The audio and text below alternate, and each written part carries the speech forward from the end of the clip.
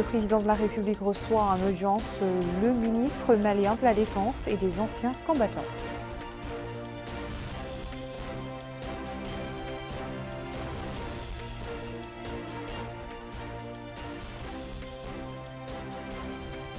Le Premier ministre préside une réunion du comité ministériel chargé du suivi des barrages.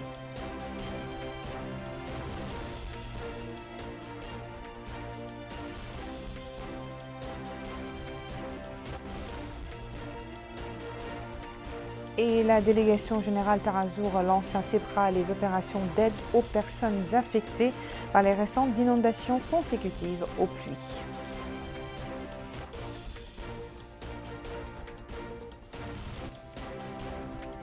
Bonsoir et merci de vous joindre à nous. Je vous l'annonçais dans les titres. Le président de la République, Mohamed Chérif El Ghazouani, a reçu en audience ce matin le ministre malien de la Défense et des anciens combattants, le colonel Sadio Camara, accompagné d'une forte délégation.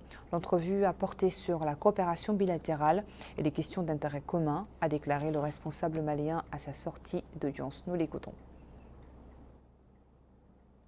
L'élection du colonel Assimi Goïta, président de la transition, chef de l'État du Mali, nous sommes venus ici à Nouakchott pour profiter de la sagesse et des conseils de son frère et aîné, son Excellence Mohamed Ould Ghazouani, président de la République islamique de Mauritanie. Le président Goïta nous a instruit de réitérer à son frère et au peuple mauritanien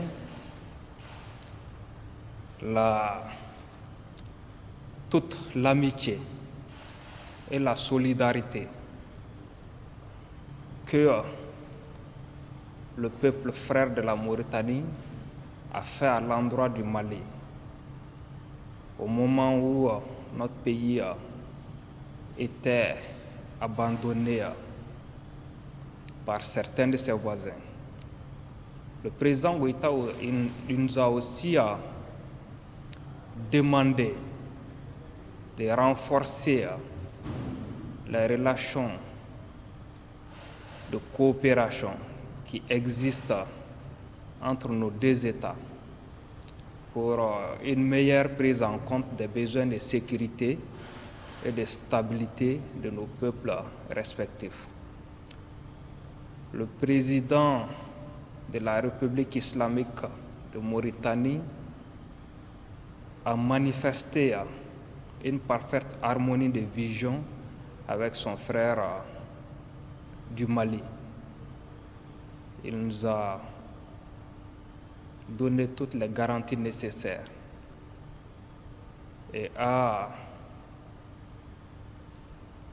et nous a rassurés de sa détermination et la détermination du peuple frère de la Mauritanie pour créer ensemble un espace sahélien sûr, stable et prospère. Merci. Le comité ministériel chargé de la lutte contre les feux de brousse en milieu rural a tenu ce lundi à la primature sa réunion présidée par le Premier ministre Mohamed Bilal Messoud. Le comité a suivi une présentation relative aux mécanismes d'intervention pour la protection des pâturages cette année contre les feux après les pluies abondantes qui ont contribué à la régénération du couvert végétal. Le comité a recommandé la nécessité d'un suivi attentif de cette situation avec l'utilisation des technologies numériques modernes qui permettent de bénéficier de la technologie de télédétection et de travailler au renforcement des procédures prises dans ce domaine afin de réduire les causes conduisant aux incendies et à la nécessité de lancer une vaste campagne de sensibilisation des citoyens pour limiter l'exploitation primitive de l'environnement qui provoque ces incendies. Enfin, le Premier ministre a engagé les départements concernés à intensifier leurs efforts afin de travailler à l'amélioration de l'intervention, à condition qu'elle soit basée sur une approche proactive, non conventionnelle et participative qui prendrait en compte la participation des acteurs locaux ainsi que des communautés rurales pour servir l'environnement et protéger les pâturages. 1000 familles de la Mourata de Sebra ont reçu chacune 50 000 ouguiyas, ancienne monnaie, octroyées à titre d'aide aux foyers touchés par les précipitations. Le lancement de l'opération a été supervisé ce matin à l'école Souleymane Bal par le délégué général à la solidarité nationale et à la lutte contre l'exclusion, Ta'azour Amina Khlila. C'est dans le but d'alléger les souffrances des populations sinistrées suite aux pluies abattues sur les différentes Mourata de la capitale Nouakchott qu'intervient la visite du délégué général à la solidarité nationale et à la lutte contre l'exclusion Ta'azour dans la commune de Sabra. Supervisant une nouvelle opération de distribution d'aide directe en espèces, M. Mohamed Ali Ould Sidi Mohamed a affirmé aux familles concernées que le président de la République, M. Mohamed Ould Cheikh Al-Ghazouani, se tient aux côtés des citoyens en général et des classes vulnérables en particulier, où qu'ils se trouvent, notamment en cette circonstance particulière due à la pluie. Le délégué général a également précisé que l'objectif de sa présence dans la Mourata de Sabra est de superviser le lancement officiel d'une campagne de soutien aux citoyens touchés par les récentes vagues de pluie. Il a ajouté que cette Mourata constituait une exception car les personnes affectées ne sont pas sorties de chez elles et que la délégation, en collaboration avec les autorités administratives et municipales locales, a effectué une enquête de terrain sur les personnes affectées et leur statut, les mettant sur des listes précises et transparentes pour leur permettre de bénéficier des interventions mises en œuvre par la délégation au profit des citoyens en cette circonstance particulière. Dans la commune de Mina, le secrétaire général de Ta'azour a supervisé une autre opération du genre, toujours au profit des populations sinistrées et avec la même somme de 50 000 anciens ouguiyas par famille. Lors de son mot pour l'occasion, le secrétaire général a précisé qu'il s'agit d'une opération lancée à partir des centres d'accueil des familles déplacées suite à la noyade de leur ménage. Une opération qui, conclut-il, se poursuit dans les 3 wilayas de Nouakchott. Enfin, le maire adjoint de la commune d'Elmina a loué l'action solidaire menée par les pouvoirs publics et profitant aux populations locales qui l'ont reçue, précise-t-il, sous ses yeux. Il a saisi cette occasion pour exprimer au nom des populations de la commune sa plus profonde gratitude pour le président de la République. Il est à noter que les présentes opérations se tiennent dans les écoles abritant les quelques 3000 familles déplacées issues des 3 wilayas de Nouakchott. Dayoun vit depuis hier soir à l'heure de la première édition du festival organisé sous le signe du développement de la culture et du patrimoine. La manifestation qui rythme la vie des gens d'Ayoun durant 3 jours a été ouverte par le secrétaire général du ministère de la Culture, de la Jeunesse, des Sports et des Relations avec le Parlement. Qu'est-ce qui a marqué ce festival en levée de rideau? Bokar Baylaba nous le dit. Le festival d'Ayoun pour le développement de la culture et du patrimoine durera 3 jours. Il vise à faire revivre le patrimoine culturel et scientifique de la wilaya du Wad El Gharbi et mettre en lumière sa particularité agricole et pastorale en plus de présenter ses capacités touristiques.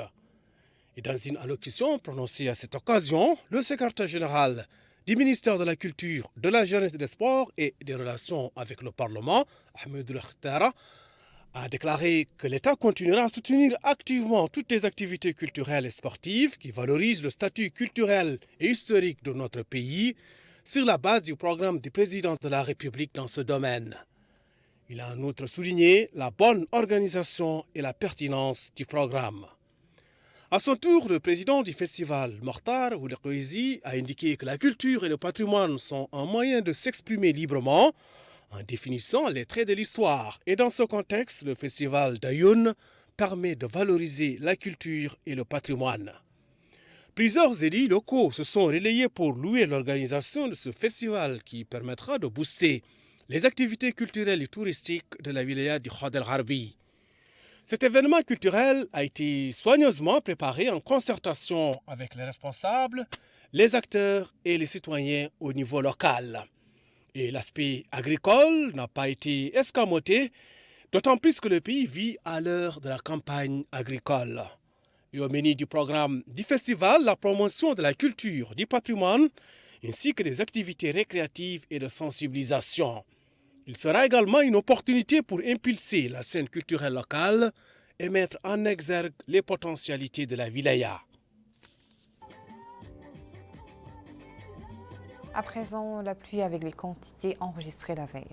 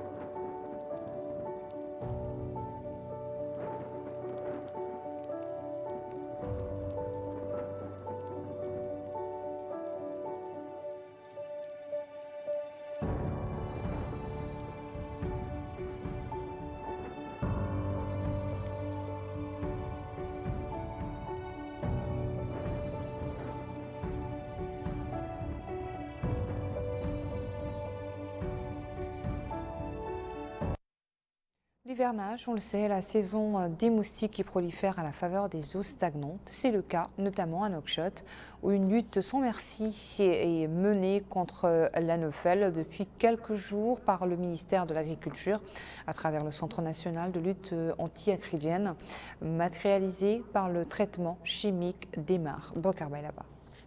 Cette campagne de démoustication est conduite par des équipes du Centre national de lutte anti-acridienne. Objectif, traiter des étangs, mares et marécages pour éliminer les moustiques qui se propagent actuellement en raison de fortes pluies qui se sont abattues sur la ville de Nouakchott.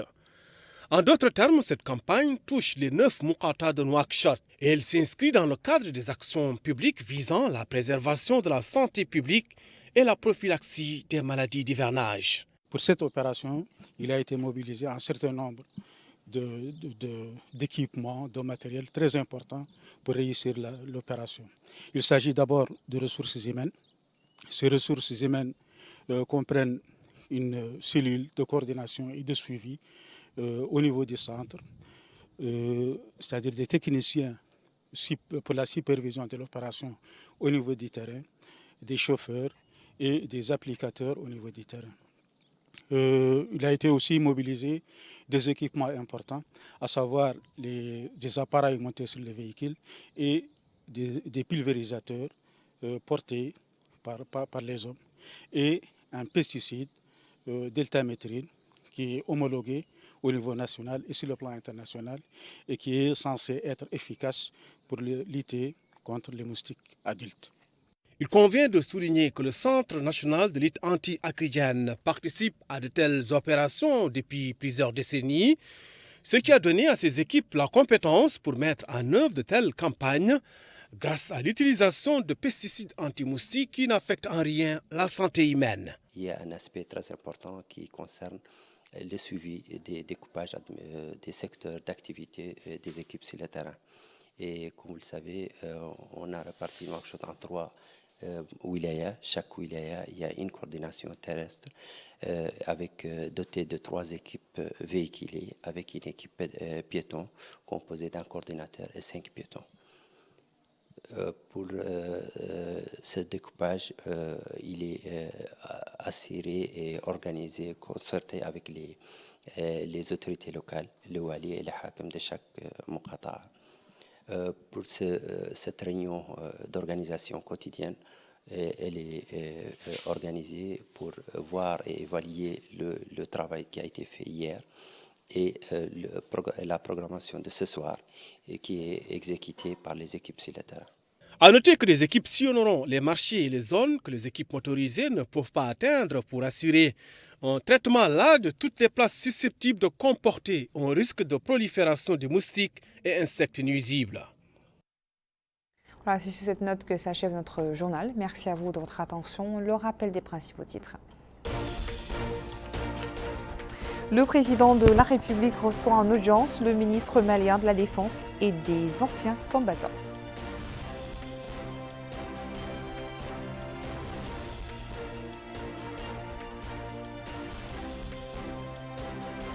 Le Premier ministre préside une réunion du comité ministériel chargé du suivi de la lutte contre les feux de brousse.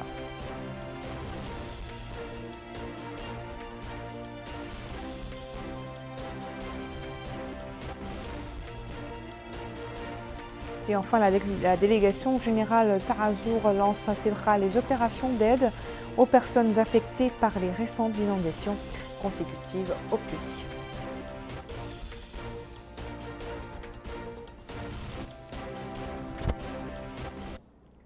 Restez avec nous dans quelques instants. Votre émission Zoom sur avec Addahi Khetara. Bonne soirée.